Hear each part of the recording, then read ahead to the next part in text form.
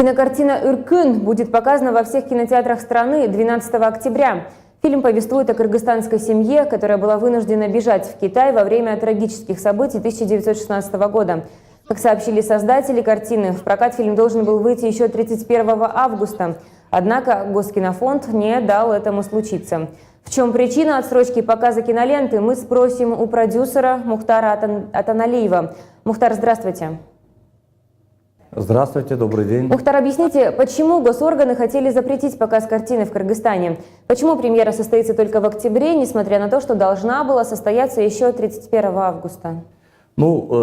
Я четко не могу сказать, потому что раньше мы, когда этот процесс когда проходили, просто заявление пишем фильмофонду, они рассматривают фильм, на другой день выдавали удостоверение, и мы начинали показ фильма. На этот раз, я не знаю почему, но почему-то этот процесс длится долго, да? Вообще по закону они не имеют права задерживать больше недели. А тут уже, получается, разговор идет уже где-то около 40 дней. Получается так. Но я не могу конкретно сказать, вот тот-то человек нам мешает или там не хочет, чтобы мы показывали этот фильм. Но, тем не менее, так вышло. В одном из недавних интервью вы заявили, что картина может негативно повлиять на развитие кыргызско-российских отношений. В то же время вы заявляете, что в картине не дискриминируются права ни одной национальности. Объясните, каким образом в таком случае отношения могут измениться?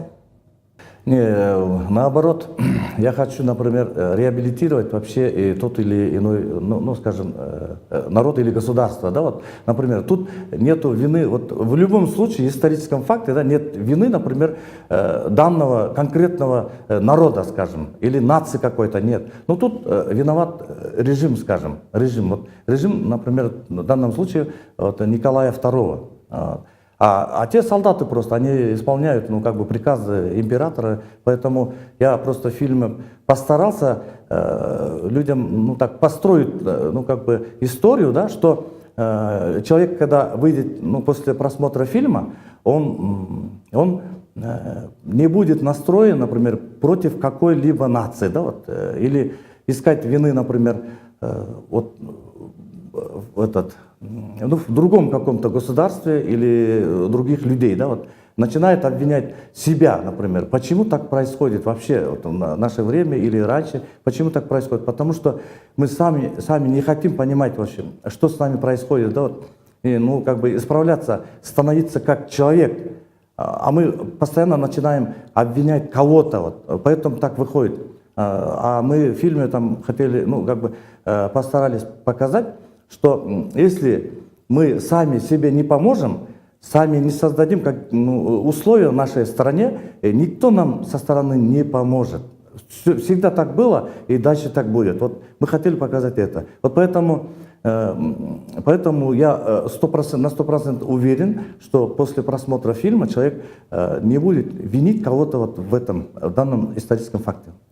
27 сентября прошел закрытый показ вашей картины, на котором в том числе присутствовали и представители госорганов, и члены Госкинофонда. Какие отзывы получила картина «Ыркын»? В общем, я не хочу хвалить, например, свой фильм, свой продукт. Да, люди там в основном, если только претензии, только к сценарию, да, я как автор сценария это принимаю. Почему? Потому что не из-за того, что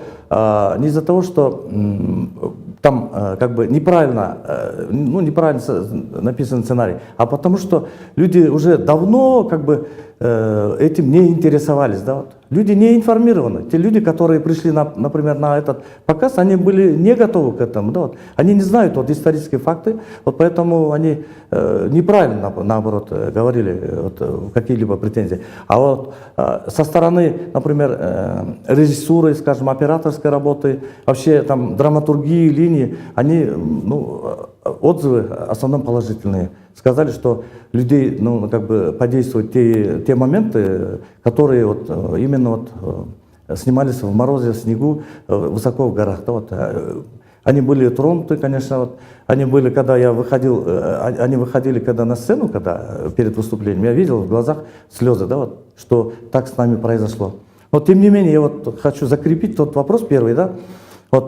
Здесь нету вины чьей-либо, да, а просто это надо принимать как историю народа. Любой народ имеет право говорить свою историю, рассказать своим, ну, поколению, скажем, будущему, да? Вот, имеет право. Поэтому мы говорим только в фильме историю, что с нами так произошло, что нашему народу было так тяжело в то время. Да? Вот. А мы не собираемся обвинять кого-либо в этом. Спасибо, Мухтар. А я напоминаю, что сегодня в студии телеканала «Он Бир» был продюсер фильма «Үркүн» Мухтар Атаналиев.